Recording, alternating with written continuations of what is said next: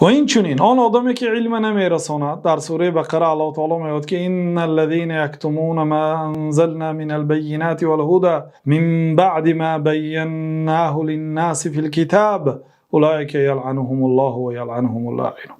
آنهایی که آن چیزی که ما نازل کردیم یعنی قرآن و سنت را به مردم نمیرسانند، بعد اینکه فهمیدند، بعد اینکه علم آموختند نمیرسانند، این گونه انسان ها را الله تعالی لعنت میکند و لعنت کننده ها لعنت میکند. نگفت که لعنت کننده ها مسلمان ها یا کافر ها، عموم کافر ها هم عالم اسلام را که علم خود را نرسانیده است لعنت میکنه روز قیامت. برای چی؟ برای آنکه میگن که اگر شما علم را میرسانیدید امروز ما اهل دوزخ نمیشدیم.